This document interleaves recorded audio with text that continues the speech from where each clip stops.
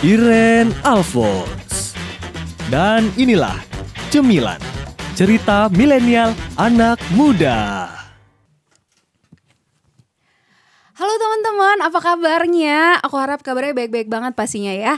Nah teman-teman, balik lagi nih sama Iren yang bakal nemenin kamu di Cemilan, cerita milenial anak muda.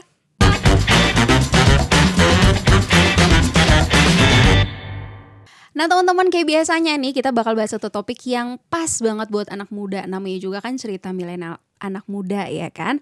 Nah kita bakal bahas satu topik yaitu dealing with sickness. Atau kalau dalam bahasa Indonesia itu artinya berdamai dengan penyakitmu, seperti itu ya. Nah teman-teman, kayak biasanya juga gak mungkin kan aku sendirian gitu, karena bakal ngapain gitu kan aku ngomong sendirian. Jadi aku udah ngajakin kedua teman aku yang cantik. Halo. Halo. Gimana kabarnya di hari ini? Baik ya semuanya, sehat ya? Baik. Sehat. Aduh puji Tuhan ya. Disehat-sehatin aja. Nah, aku sih udah tahu nih teman-teman, aku udah tahu namanya kedua teman aku ini, kan teman aku ya, pasti aku tahu namanya gitu kan. Tapi mungkin teman-teman yang nonton belum tahu nih, boleh dikenalin kah namanya, nama panggilannya sama kesibukannya sekarang apa? Dimulai dari yang baju merah. Halo, namaku Irna, nama panggilannya Inong. Kesibukannya sekarang jadi mahasiswa magang di salah satu studio. Oke. Halo, salam kenal Kak Inong. Halo. Oke deh, sekarang yang baju putih Kak, silakan. Halo, nama aku Meila.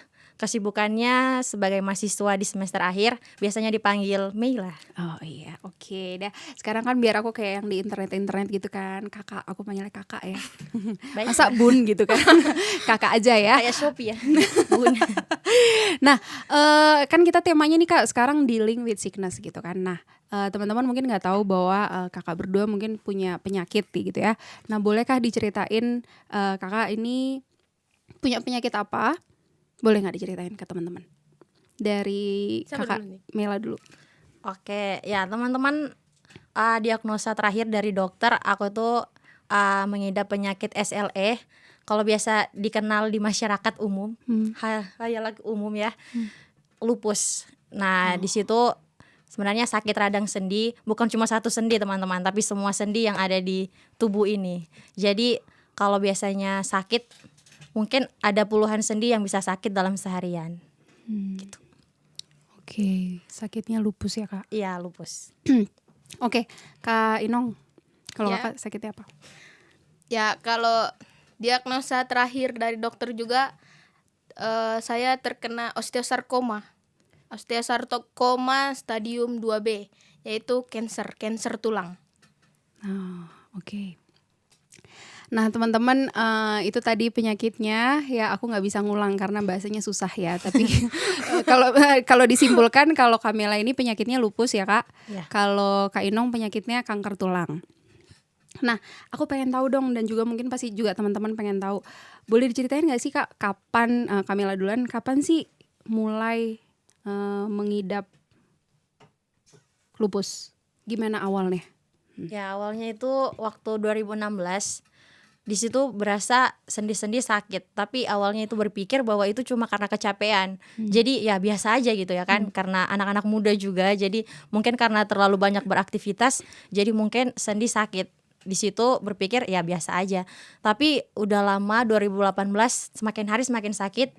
Jadi keputusan tahun 2018 awal Februari datang ke salah satu klinik dokter penyakit dalam, dan di situ langsung dirujuk sama dokter untuk ke rumah sakit dan menerima perawatan khusus dari dokter-dokter yang di rumah sakit. 2016 itu mulai sakitnya ya Kak? Iya. 2016 itu Kakak SMA kah, SMP kah, atau Masuk sebagai mahasiswa baru mahasiswa? Iya. Mahasiswa semester awal. semester awal ya. Iya. Oke, mahasiswa semester awal. Berarti udah di sini, maksudnya udah di kampus baru divonis seperti itu ya? Ya. Oke. Kalau Kak Inong, Kalau gimana, ceritain dong awal, kapan sih, mulai kapan dan gimana awalnya? Kalau panjang? Nggak apa-apa panjang Kak, kita senang mendengarnya. Ya kalau misalkan kalau didiagnosa kanker itu Agustus 2019. Tapi sebelum kena kanker itu awalnya memang dari kecil saya udah kena penyakit tulang. Oh. Tapi penyakit tulangnya yang masih yang biasa-biasa aja kayak Asam urat ya, gitu. enggak lah, itu penyakit Bukan ya? yang agak-agak Oh, udah ya. lebih. Oke, baiklah. Bukan asam urat. Kirain asam urat ya kan. Aduh. Orang Oke, tua Kak. banget gitu ya. Enggak kayak penyakit tulang yang kayak ya sama kayak Kamela, kayak sendi-sendinya kayak gitu sakit awal-awalnya. Nah, terus pas Ini dari kecil, itu dari kecil tuh ya? ya dia dari sakit? kecil. Pas masuk di perkuliahan itu sakitnya makin parah di tulang-tulangnya. Ya kayak ya udah jalanin aja kayak biasa gitu kan. Tapi Terus belum tahu nih kan? Belum tahu. Oke. Pas Juli 2019 itu ada tumor di mata. Jadi di mata sebelah kanan. Oke. Ya, Iya, di ini sebelah kan kanan. ya. Ya kanan kan. Di mata di sebelah kanan. Pas awalnya ke salah satu rumah sakit yang ada di sini dan ternyata nggak bisa ditangani. Jadi harus dirujuk ke yang lebih rumah sakitnya Rumah sakit lebih besar. Jadi pas di situ dokter bilang harus di operasi. Nah, waktu dioperasi kan ya udah namanya operasi ya kan bingung juga kan kayak gimana. Bingung pegangan. Bingung mau ngapain juga, terus nanti apa lagi sakitnya. Terus akhirnya keputusannya Agustus 2019 itu baru operasi mata tumornya. Terus masuk ke rumah sakit itu 20 Agustus 2019 selama 4 hari sampai tanggal 23 Agustus lah. Nah, di situ dioperasi. Pas dioperasi memang nggak lihat sih segimana tumornya. Karena Kak Mila yang lihat waktu itu kan, Kak Mila yang antar. Jadi pokoknya nggak lihat segimana. Kata Kak Mila sih panjang kayak gitu kan. Jadi habis itu setelah dari situ kan harus pengobatan terus kan, karena kan masih pasca operasi. 3 minggu setelah operasi itu saya kayak sakit di bagian tangan sebelah kiri. Tapi di pergelangan tangan, pokoknya tangan kiri lah. Tapi yang paling sakit itu di pergelangan tangan sini. Nah, pas saya pikir cuman biasa kan, karena penyakitnya ya udah memang penyakit tulang kan. Jadi ya udah nggak aneh lagi kan, kalau misalnya mau sakit pun udah kayak biasa. Ya udah. Nah, tapi makin kelamaan kayak demam, terus sariawan, pokoknya kayak gitu itu.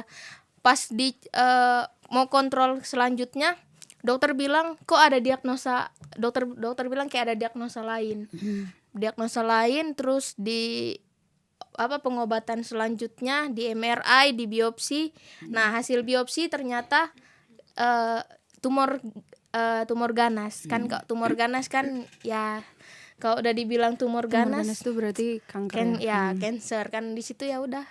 Itu Agustus sih 2019 kalau dibilang kalau kansernya. Mulai kapan ya? Oke, mulai kansernya ya. Ya. Perasaan kakak berdua waktu divonis, waktu dokter bilang kayak gitu, apa sih? Maksudnya kayak kan nggak mungkin kan divonis gitu langsung kayak ya ampun puji Tuhan, atau mesti kayak seneng banget gitu kan, kayaknya enggak ya.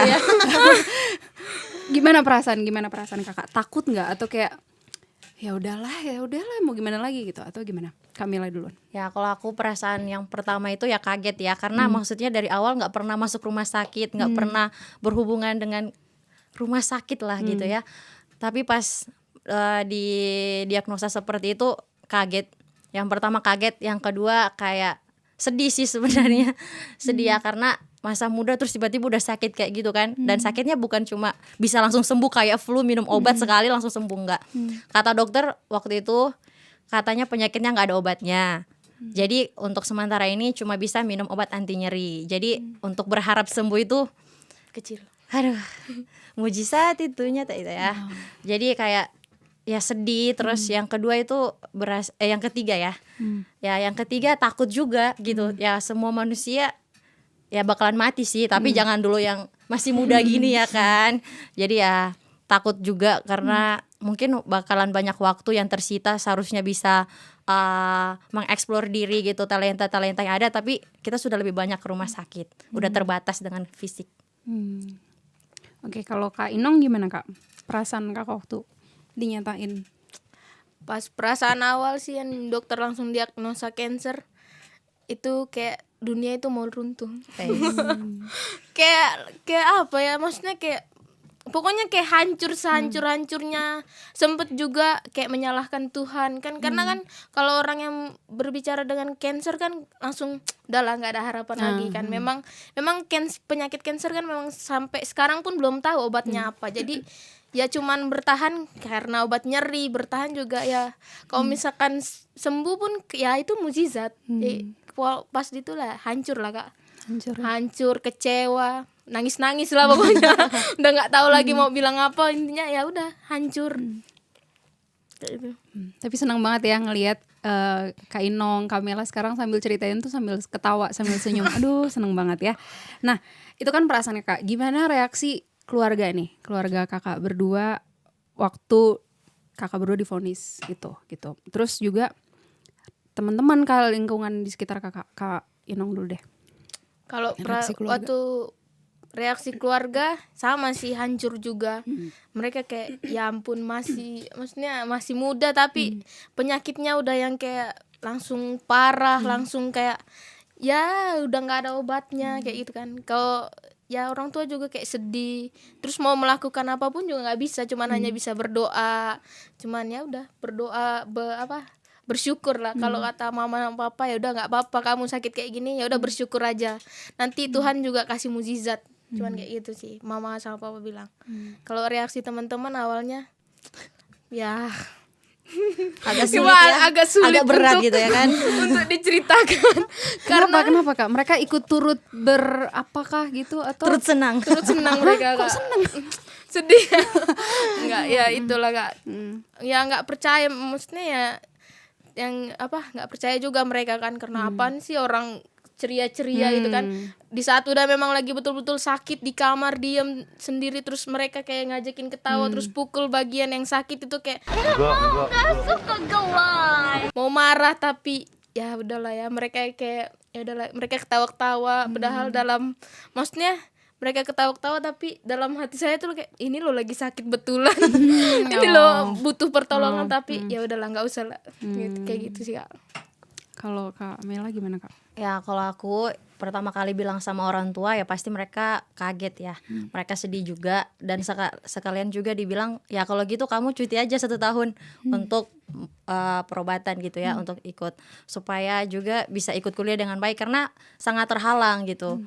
Sakit yang ada dengan harus ikut kuliah, terus dibilang sama dokter jangan stres, jangan apalagi jangan banyak gerak, jangan ngetik banyak, itu kayak masa mahasiswa terus nggak boleh gitu ya kan. Ya jadi orang tua bilang ya udah nggak apa-apa 1 tahun dulu aja untuk cuti berobat, tapi ya nggak enak lah ya, masa cuti berobat nanti semakin lama kuliahnya. Ya terus untuk respon teman-teman ada lain yang memang sebagai sahabat yang baik, tapi ada juga beberapa orang yang mungkin kurang mengerti sakit ya kan. Nggak semua orang juga mengerti kalau kita sakit, karena nggak kan kita juga nggak cerita-cerita ke orang kan, aku lo sakit ini, aku lo sakit gitu ini, ya kan, betul. Aku lo sakit nggak, jangan ya, kayak gitu ya. Tapi ada juga orang yang ya mereka nggak ngerti, jadi mereka kayak ya seakan-akan tanda kutip menghakimi lah ya. Kenapa sih bolak-balik rumah sakit? Ngapain sih di rumah sakit? Kamu pura-pura aja nggak sakit gitu. Padahal di saat seperti itu kami, saya secara pribadi ya berusaha kuat gitu kan, supaya orang lihat kita biasa-biasa aja, nggak terlalu mengasihani diri sendiri gitu kan. Tapi di saat kita mulai berusaha kuat di depan orang, terus orang tersebut yang kita harap mereka itu kasih kita kekuatan gitu kan, penguatan. Oh nggak apa-apa Mi, kamu banyak ya kayak gitu ya, semangat.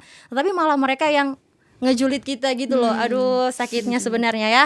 Walaupun sebenarnya ya kita berpikir mereka juga nggak tahu, bukan salah mereka juga. Tapi ya kecewa juga sih dengar-dengar kata-kata yang kayak gitu. Itu tambah buat sakit gitu kan, karena masalah dengan imun, karena autoimun, jadi kata dokter nggak boleh stres. Tapi kalau kita sudah dengar yang kayak gitu, ya pasti kita tertekan juga ya kan. Ya jadi itu sih respon dari orang-orang. Ada juga yang baik, ada teman-teman yang mendukung, nge-support, tapi ada juga yang agak salah paham gitu. Iya, aduh ya gemes ya teman-teman ya. Udah sakit fisik, udah sakit beneran kok masih dibilangin pura-pura gitu. Aduh.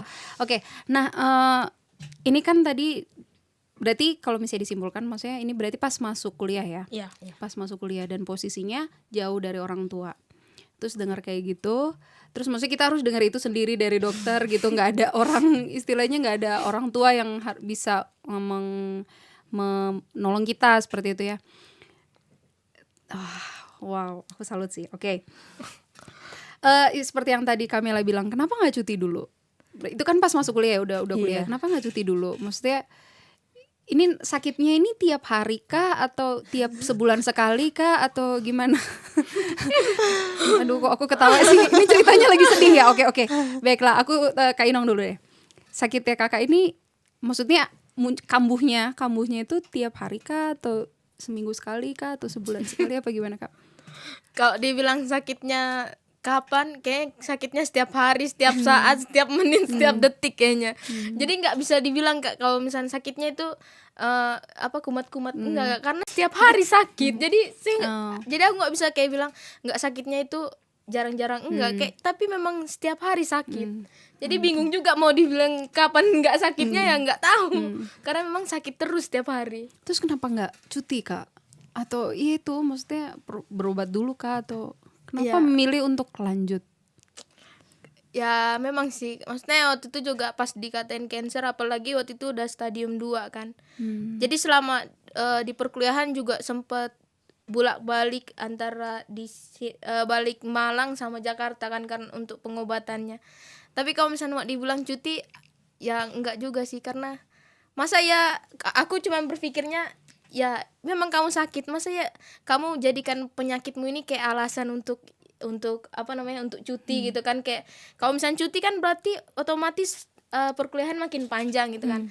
Aku sih berpikirnya kalau misalnya disuruh cuti ya nggak mau juga sih, karena ya penyakitmu itu bukan penghalangmu untuk kamu bisa maju ke masa depan yang ininya selanjutnya gitu lah Kak. Itu sih Kak kalau yang aku pikir. Wow. Kalau Kamila, kenapa nggak milih untuk cuti dulu? Maksudnya ngikutin orang tua gitu. Kenapa nggak cuti dulu Kak atau berhenti dulu? Alasannya sama kah atau karena aduh nanti tambah panjang kuliahnya segala macam? Atau ya dari awal ya Kakak tadi tanya ke Irna kapan apakah penyakit itu datang dan pergi sesuka. Ya penyakitnya itu kalau aku ya setiap hari. Itu pun kalau udah minum obat anti nyeri pasti ada aja tetap sakit. Ada sendi yang sakit. Jadi kayak kalau setiap pagi bangun itu agak iri juga sih sama teman-teman yang lain. Kayak mereka bangun pagi kok sehat banget ya, enak banget. Sedangkan kami yang minum obat pun tetap sakit gitu. Nah jadi sakitnya itu setiap hari Kak. Setiap hari. Terus kalau soal cuti ya nggak mau sih, nggak mau. Selagi masih bisa berjuang ya berjuang terus. Selagi masih bisa diberikan kekuatan ya lanjutkan. Jangan menyerah ya. Jangan menyerah. Oke. Nah apa yang Kakak tanamkan dalam hati dan hidup Kakak dalam menghadapi penyakit Kakak? Biasanya kan orang di luar sana tuh udah yang kayak seperti yang Kakak tadi bilang, kalau udah divonis cancer tuh ya udah cancer sama dengan mati, seperti itu. Apa yang Kakak tanamkan dalam hati Kakak? Dan kalau misalnya kayak Kamila, Kakak kan sakit lupus nih dan sampai sekarang Kakak bilang juga belum ada obatnya. Terus apa yang Kakak tanamkan dalam hati Kakak dalam menghadapi penyakit Kakak berdua? Yang mana dulu? Sweet? Silakan yang warna merah. Kamila dulu aja. Kalau yang aku tanamin di dalam ini pakai. Terserah, boleh. Oke, ya saya pegang ya karena saya orang Kristen. Ya jadi satu ayat firman Tuhan yang menguatkan saya dari Filipi 1 ayat 21. Bagiku hidup adalah Kristus dan mati adalah keuntungan. Iya ya, itu. Ya, itu kata-kata firman Tuhan yang menguatkan saya selama saya menjalani kehidupan saya dengan sakit yang saya derita. Dan ada juga satu teolog lah ya yang berkata bahwa kesehatan adalah satu hal yang baik, namun sakit akan jauh lebih baik jika itu menuntun kita untuk semakin dekat kepada Tuhan. Ya, ini kayak kata-kata yang menguatkan aku. Kalau walaupun sakit tapi itu membuat kita semakin dekat dengan Tuhan, kenapa tidak gitu kan? Karena ya kita juga hidup karena Tuhan. Jadi ya terserah Tuhan lah, berserah kepada Tuhan. Kalau Kak Inong? Kalau apa tadi Kak? Ya, coba diputar ulang ya tadi. Enggak ya. Apa yang Kakak tanamkan dalam hati dan hidup Kakak dalam menghadapi penyakit? Kalau misalkan kalau apa namanya yang saya tanamkan sih ya, karena ini harus pakai Alkitab ya. Terserah mau pakai Alkitab kah, quote kayak tadi nggak apa-apa. Enggak, kalau yang saya selama selama divonis kanker itu ayat yang selalu jadi penguat saya itu Mazmur 37 ayat 5. Yang berbunyi, serahkanlah hidupmu kepada Tuhan dan percayalah kepadanya dan Ia akan bertindak. Nah, terus ada juga pejuang kanker juga bilang kalau kanker itu bukan akhir segalanya. Jadi itu sih yang aku tanamkan dalam hati dan juga dalam menjalani sakit kanker. Karena memang kanker itu bukan segalanya. Karena ya yang punya semuanya ini ya Tuhan. Jadi kalau misalkan Tuhan mau kasih kamu yang meninggal hari ini ya udah. Karena sakit kanker ya udah. Jadi itu sih Kak. Semuanya berbalik lagi kepada Tuhan. Ada Tuhan, ya betul. Oke, apa sih keinginan kakak yang belum kecapek? Sembuh. Sembuh ya, pasti Sembuh. sembuh ya. Sembuh. Ya, sembuh, tapi walaupun itu suatu Masih ya mujizat ya. Butuh mujizat Tuhan. Ya. Oke. Siapa yang akhirnya bikin kakak bangkit? Maksudnya kalau misalnya kita bilang Tuhan itu kayaknya udah itu sudah pasti kan, pasti ya, itu udah udah pasti ya. nomor satu. Tapi siapa yang akhirnya bikin kakak ya itu bangkit dari keterpurukan, karena tadi kan Kak Inong bilang juga bahwa pas divonis pasti hancur ya. Maksudnya ya ampun, ini gimana, masih muda juga, Kamila bilang. Terus siapa yang akhirnya bikin kakak bangkit? Selain Tuhan Yesus pastinya ya. Oke, siapa? siapa nih? Duluan siapa? Aku duluan ta. Kamila. Ya, kalau saya yang paling pertama itu orang tua. Karena setiap kali sakit ngeluhnya ke mereka. Karena enggak semua orang yang kita bicarakan soal penyakit itu mereka mengerti. Tapi kalau orang tua pasti ya mereka turut merasakan gitu juga kan. Jadi pertama kali yang pasti yang mensupport itu pasti orang tua. Orang tua yang selalu kasih semangat gitu. Dan yang kedua itu ya sahabat-sahabat dekat. Kami berdua sebenarnya Sahabatan. setiap pergi ke rumah sakit kami sama-sama. Gitu. Ya, jadi setiap kali kami ke rumah sakit di Malang, kami itu sama-sama berdua karena dokter kami cuma ada di sana. Gitu. Jadi ya kami berdua saling menyemangati gitu kan. Sama-sama dihujat. Sama-sama sakit, sama-sama terima semuanya. Ya, jadi di situ kami sama-sama pergi, sama-sama saling menghibur karena orang sakit itu lebih mengerti sesamanya yang sakit. Gitu. Iya. Yang saya tangkap sih seperti itu karena nggak semua orang sehat itu bisa mengerti orang yang sakit. Iya. Tapi kalau kita sesama sakit pasti oh iya dia sakit. Jadi kita saling mengerti gitu, saling nge-support masing-masing sih walaupun ya seperti itulah ya. Oke. Kalau Kak Inong juga sama ya, maksudnya Iya. orang Keluarga, teman-teman Kak Meila dan semuanya teman-teman yang ya mengertilah. Oke. Nah, namanya juga acara cemilan ya. Oke, jadi boleh kalau misalnya mau makan loh ya, ini bukan dibuat di pajangan ya. Oke, Jadi kalau diminum mau dulu makan, ya. mau minum monggo ya, dimakan dan diminum. Oke. Silakan Kak, ambil Kak. Oke. Baiklah.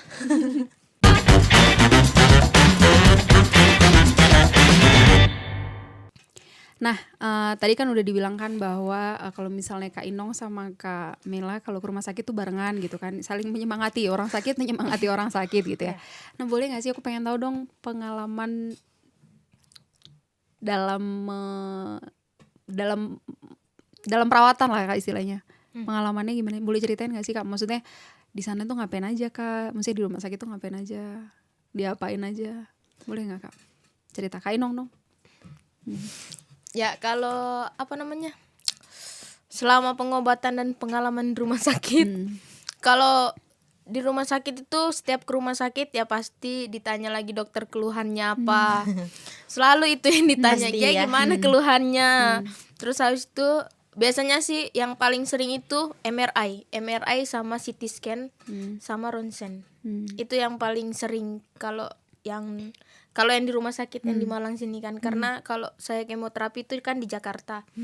Itu sih kalau misalnya itu harus, tapi yang paling capek itu ya itu bolak-balik rumah sakit dari Batu ke Malang, kayak capek sih dalam perjalanan, terus udah capek fisik, capek hati, capek pikiran, terus belum lagi nanti diagnosa dokter lagi tentang udah kasih keluhan, ntar diagnosanya lagi apalagi kayak gitu kan. Jadi setiap ke rumah sakit pasti selalu aja diagnosanya yang lain-lain kan. Jadi kayak aduh kapan ini penyakit ini selesainya gitu kan. Kayak capek juga sih Kak. Kayak gitu kalau pengalaman kalau ya yang kalau sama-sama ke rumah sakit kan sama Kak Mela kalau yang di Malang.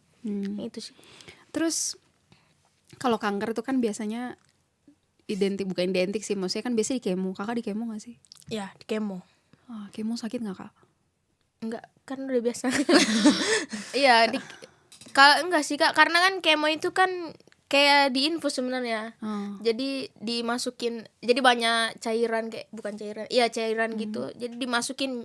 Sebenarnya kemo itu ya nama obatnya sih kayak gitu. Jadi dimasukin di kemo, habis itu baru di radioterapi kayak gitu. Jadi itu yang paling sakit. Oke.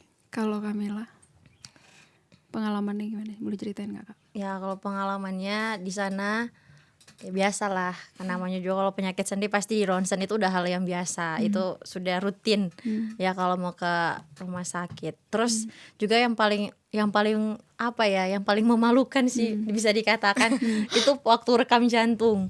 Itu pengalaman yang tidak bisa dilupakan. Ya mungkin kalau orang-orang yang sudah pernah rekam jantung mengertilah maksud saya seperti apa. Aku belum pernah Kak, gimana Kak? Kalau rekam jantung gimana? Kayaknya itu agak sedikit gimana ya, agak konten sensitif. Konten sensitif. Kak ceritanya lagi sedih loh Kak, gimana? Susah lah Maksudnya ya. rekam jantung itu gimana Kak? Iya, Di pakaian kita dibuka. Jadi itu ya kita ini dibuka baju semua dan itu pertama kali, jadi ya itu sangat aneh. Hal yang baru Maksudnya, banget ya baru. untuk orang yang nggak pernah ke rumah sakit, yang nggak biasa bersentuhan dengan rumah sakit. Jadi itu sih banyak obat-obat yang dikasih.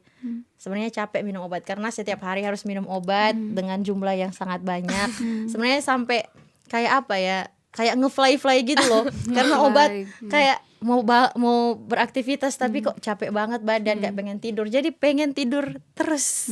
Seperti itu. Jadi pengalamannya yang di rumah sakit itu apa ya, mau dibilang agak menegangkan karena mau dengar diagnosa dokter itu agak deg-degan gimana gitu. Apa lagi setiap kali mau ke rumah sakit bertanya-tanya, ini apa lagi yang mau didiagnosa sama dokter, karena berubah-berubah diagnosanya tergantung dari hasil lab dan hasil ronsen serta klinis. Kayak Cek darah.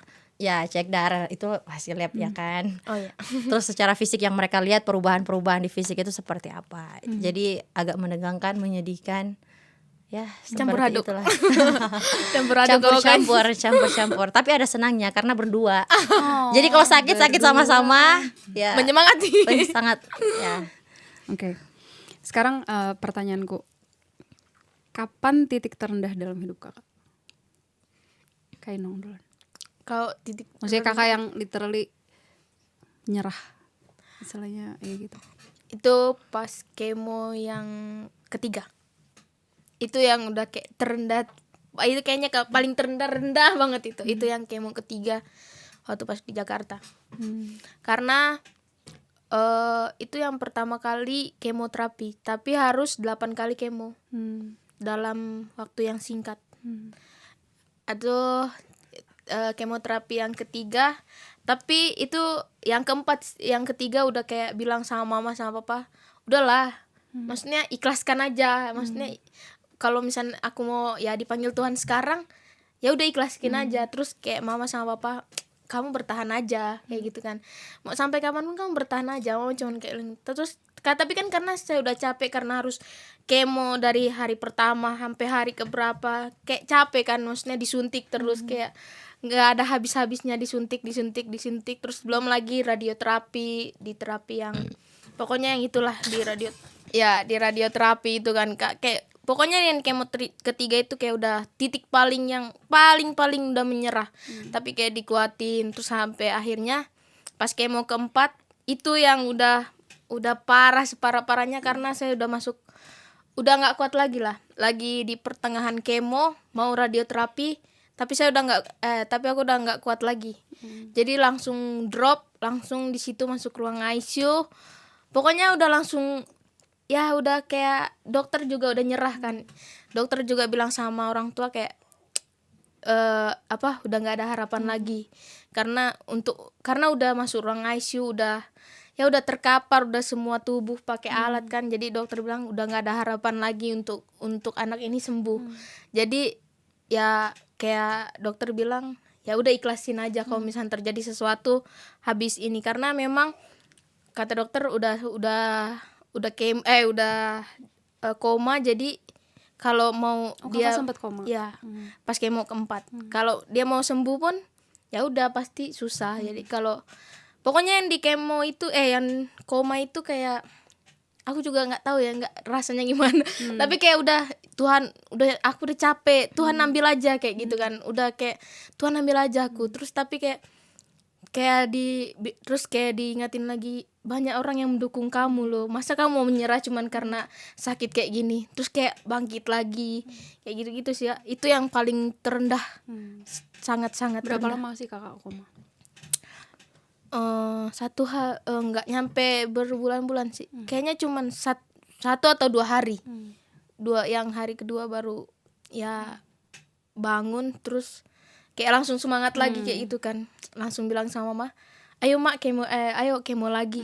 Terus kan orang tua langsung bingung kan, loh ini anak baru habis koma kok langsung semangat gitu kan. Karena mama sama papa udah berjuang untuk aku sembuh, masa aku yang kayak ya udahlah pasrah kan, nggak mungkin kayak gitu kan. Jadi ya udah mak, ayo kita lanjutin kemo lagi sampai kemo yang ke-8. Itu sih, sampai radioterapinya itu ke 30. Wow. Jadi udah kelar nih? Belum. Terakhir itu pencangkokan tulang, sumsum tulang belakang. Itu yang terakhir. Ya itu Desember. Ya itu kemarin ini? Itu yang Desember tahun lalu itu yang pertama. Iya, itu Desember tahun lalu. Ya Desember. Kok kita jadi kemarin sama Desember tahun lalu bedanya apa? Oke. Ya itu Desember yang 2020 berarti ya? Ya, itu yang pertama. Itu juga yang kayak aduh, kapan kanker ini lepas dari tubuh kan? Karena pencangkokan sumsum tulangnya itu dari orang terdekat. Itu yang kayak hancur ya itu Kak. Karena papa sih yang donorin sumsum tulangnya. Itu yang terakhir. Yang pendonoran sumsum tulang. Kalau untuk kemo sama radioterapi sih kayaknya udah tinggal ya mujizat Tuhan aja. Pencangkokan sumsum tulangnya kan dari papa. Itu gimana? Berhasil kah atau? Terakhir gagal Kak. Itu gagal, kayak ya udahlah, nggak tahu lagi kayak gimana kan. Di situ pas udah di sumsum tulangnya, orang tua yang cangkokin, terus habis itu gagal, terus kan harus pencangkokan lagi. Terus kayak papa langsung bilang, ya udah deh ayo kita pencangkokan yang kedua. Terus aku kayak aku nggak mau, maksudnya cukup kalau di keluarga itu ya cukup aku aja yang menderita karena bertahan sama penyakit ini. Maksudnya jangan sampai orang tua atau siapapun ikut-ikutan gitu kan Kak. Aku kayak bilang udahlah Pi, maksudnya pasrah aja. Terus papi bilang enggak, ayo kita cangkokan lagi, karena dokter bilang karena memang beresiko Kak pencangkokan itu kan. Cuman ya udahlah, kayak bertahan. Tapi Kak Mila juga kasih semangat. Terus Kak Mila ya itulah, kayak kayak ya itulah, mengalir aja lah. Emang tinggal tunggu mukjizat sih Kak. Susah juga karena diagnosa terakhir itu peradangan sendi juga kan Kak, sama kayak Kamila. Itu diagnosa terakhir. Makanya aku bilang kapan nih selesai penyakit kan, karena udah dari cancer baru radang sendi lagi. Kayak ya udahlah, udah kapan, tinggal tunggu ya waktu Tuhan yang terbaik. Tinggal tunggu pergi. Tinggal tunggu pergi aja kayak gitu Kak. Itu sih Kak yang kayak udah rendah banget. Wow. Terharu banget dengar ceritanya Kak Inong. Maksudnya sudah sampai sebegitunya, tapi Kak Inong bahkan ceritanya masih ketawa gitu. Aku yang dengerinnya udah nangis gitu ya. Oke, sekarang Kamela, kapan titik terendah dalam hidup kakak? Kalau saya itu tahun 2019 sebelum saya jadi mahasiswa magang. Nah di situ sebenarnya sih nggak separah sama Irna sama Inong, tapi di situ udah ada tekanan dari orang-orang di sekitar sih. Kita udah sakit, maksudnya udah capek banget gitu dengan semuanya. Terus tiba-tiba orang di sekitar kita, maksudnya orang-orang yang terdekat kita malah bilang, kamu pura-pura Mi, kamu pura-pura sakit. Itu sebenarnya sakit banget gitu. Di saat kita berjuang, di saat kita mau bangkit dari sakit kita, terus tiba-tiba orang yang kita harapkan, harus orang ini gitu yang dukung kita, tapi malahan mereka yang raguin kita gitu. Kalian ngapain sih ke Malang? Kalian ngapain sih mau jalan-jalan aja ya, mau nge-mall aja ya di Malang? Itu sebenarnya sakit banget gitu ya. Kita sudah berusaha supaya kita nggak cuti, supaya kita nggak cuti 1 tahun. Tapi di saat yang sama juga mereka malah rendahin kita lah, dalam tanda kutip ya. Itu sakit banget. Dan di situ juga lagi parah-parahnya dengan, maksudnya itu sakitnya karena tekanan psikis. Jadi kan karena sakit autoimun itu nggak boleh stres. Jadi karena tekanan psikis itu jadi fisiknya juga lemah. Jadi tuh biasanya masuk rumah sakit, paling sering masuk rumah sakit, masuk IGD itu bisa 2 kali 1 minggu atau bisa lebih juga karena sakit. Terus juga ke Malang itu kayak cuma pergi pulang gitu jadinya. Jadi kayak 1 minggu itu bisa 3 kali pergi ke Malang untuk cek-cek. Nah di situ kami udah capek ya, kami capek dengar apa kata dokter, capek dengan penyakit yang kita alami setiap hari. Tapi di sisi lain orang malah gosipin kita, gosipin ya. Bilang pura-pura sakit. Ya pura-pura sakit, kami cuma pengen nge-mall ya. Mereka bilang, kok kalian nggak mikir sih, nanti bentar lagi hangus loh mata kuliah.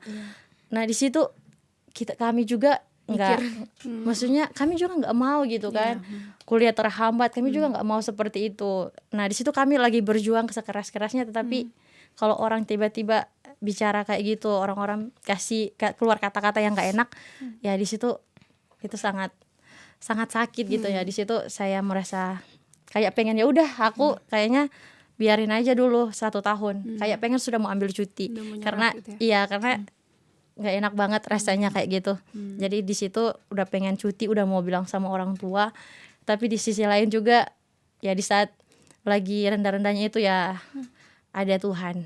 Itu aja sih yang jadi kekuatan. Walaupun orang-orang di sekitar bisa mengecewakan, tapi Tuhan selalu ada bersama-sama. Yes. Kalau misalnya dengar cerita kakak berdua, maksudnya sampai sekarang bisa tersenyum.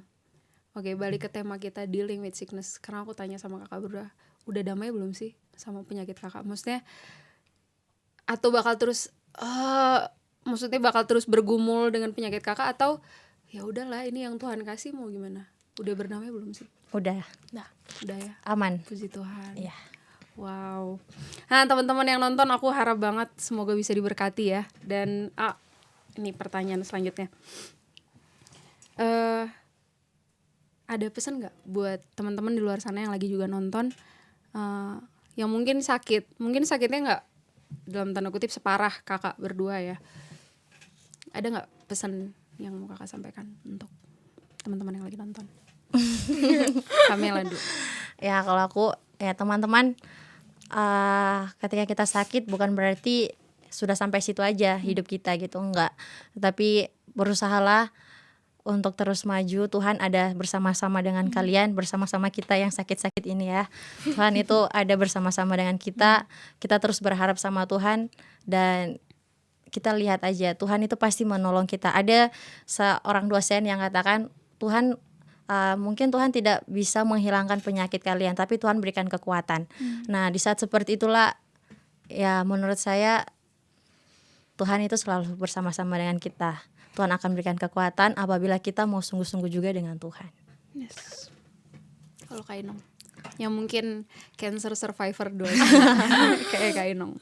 Ya kalau untuk teman-teman di sana, apalagi pejuang cancer, kalian harus yakin, kalau kalian harus berpikir kalau kanker itu bukan akhir dari segalanya. Pernah oma saya bilang, jadikan kanker itu sebagai sahabatmu. Karena kalau kamu jadikan kanker sebagai musuhmu, dia akan terus menggerogoti kamu. Tapi kalau kamu jadikan dia sahabat, dia akan bersahabat baik dengan kamu. Sekalipun memang ya cancer itu sulit untuk untuk sembuh. Tapi cuman percaya mujizat Tuhan akan ada untuk kamu semua para pejuang cancer. Tapi jangan juga menyerah kalau udah dibilang kata cancer, cancer. Tapi kalian harus lawan kalian harus lawan si kanker itu agar kanker itu nggak semakin berkembang dalam tubuh kalian. Yes. Gitu. Oke. Nah, teman-teman, ada ayat firman Tuhan nih dari Amsal 17 ayat yang ke-22. Hati yang gembira adalah obat yang manjur. Nah, aku terharu nih ya teman-teman. Jadi bergetar suaranya. Amsal 17 ayat yang ke-22. Hati yang gembira adalah obat yang manjur, tetapi semangat yang patah mengeringkan tulang. Amin. Jadi untuk teman-teman di luar sana, aku secara khusus ya, maksudnya aku di sini dengan Kak Inong dan Kak Mela, dengar cerita mereka yang cerita, iya jadi di kemoterapi gitu kan. Aduh, ya kayak gitu sih Kak, maksudnya sambil ketawa-ketawa gitu kan. Sambil ketawa-ketawa kayak ampun, aku udah yang denger aja udah aduh rasanya sedih gitu kan, rasanya udah mau nyerah juga gitu. Jadi untuk teman-teman di luar sana, seperti yang Kamila bilang tadi juga, bahwa ketika kamu sakit, jangan nyerah sama penyakitmu. Pertama kamu mesti deal with it gitu ya, berdamai sama penyakitmu dan tahu itu sudah yang Tuhan Yesus kasih gitu. Ya kalau Tuhan Yesus kasih apapun itu nggak melebihi kemampuan kita kok gitu ya. Tuhan tahu kita bisa, Tuhan tahu kita kuat, dan pastinya bukan karena kita tapi karena Tuhan Yesus. Seperti itu ya. Dan ayat firman Tuhan tadi yang aku bacakan, bahwa hati yang gembira adalah obat yang manjur gitu.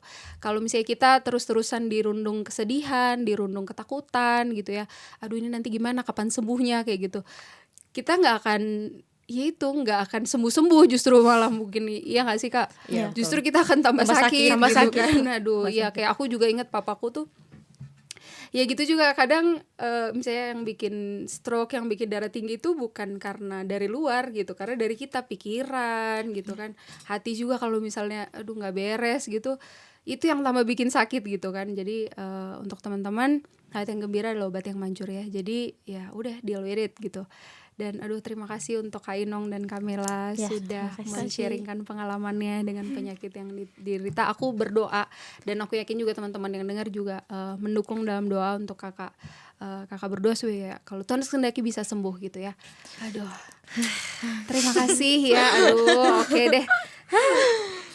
Nah, untuk teman-teman, kalau misalnya kamu ada topik yang pengen dibahas juga, boleh langsung aja tulis di kolom komentar di bawah atau di live chat kita, dan nanti pasti bakal dibahas di episode selanjutnya. Nah, untuk menutup acara kita di hari ini, aku boleh minta Kak Mela berdoa menutup kita dalam doa. Ya, kita berdoa. Bapa dalam kerajaan surga, kami bersyukur ada waktu bagi kami untuk saling membagikan bagaimana karya Tuhan dalam kehidupan kami. Terima kasih Tuhan Yesus untuk waktu di hari ini. Biarlah Tuhan melalui kisah kami, nama Tuhan yang dipuji dipermuliakan, bahkan banyak orang diberkati. Terima kasih Tuhan Yesus. Kami berdoa untuk mungkin ada penonton yang lagi sakit. Kami berdoa Tuhan kuatkan, Tuhan memberkati, Tuhan menolong. Biarlah Tuhan apapun yang menjadi usaha mereka untuk mendapatkan kesembuhan, Tuhan perhitungkan hal tersebut sehingga mereka pun Tuhan bisa disembuhkan. Terima kasih Bapa, terima kasih Tuhan Yesus, tolong kami supaya melalui setiap peristiwa yang ada dalam kehidupan kami itu membawa kami semakin teguh dalam iman percaya kami kepada Tuhan, semakin membawa kami berpengharapan kepada Tuhan. Terima kasih Tuhan Yesus, kami bersyukur untuk setiap apa yang Tuhan buat dalam kehidupan kami. Di dalam nama Tuhan Yesus kami berdoa, amin.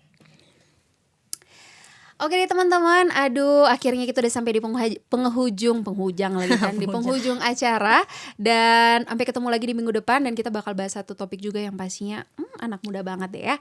Oke deh, kalau gitu aku Iren, Aku Meila, Aku Irna. sampai ketemu lagi, God bless you. God bless you.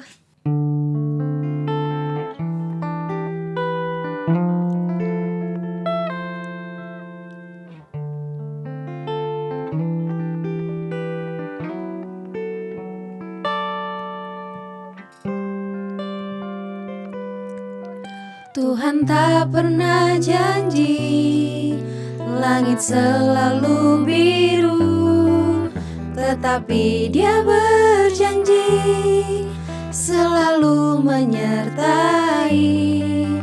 Tuhan tak pernah janji jalan selalu rata, tetapi Dia berjanji berikan kekuatan.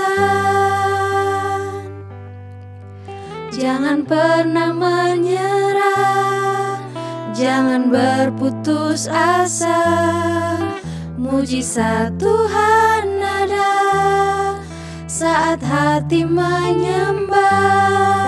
Jangan pernah menyerah, jangan berputus asa. Mujizat Tuhan ada bagi yang setia dan percaya.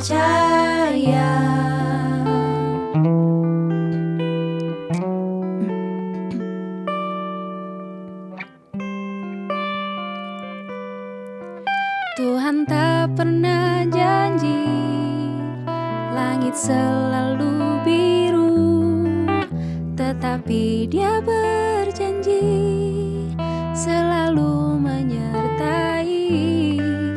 Tuhan tak pernah janji jalan selalu rata, tetapi Dia berjanji berikan kekuatan. Jangan pernah menyerah, jangan berputus asa. Mujizat Tuhan ada saat hati menyembah. Jangan pernah menyerah, jangan berputus asa. Mujizat Tuhan ada bagi yang setia dan percaya. Jangan pernah menyerah, jangan berputus asa. Mujizat Tuhan ada saat hati menyembah. Jangan pernah menyerah, jangan berputus asa. Mujizat Tuhan ada bagi yang setia dan percaya. Mujizat Tuhan ada bagi yang setia dan percaya. Mujizat Tuhan ada bagi yang setia dan percaya.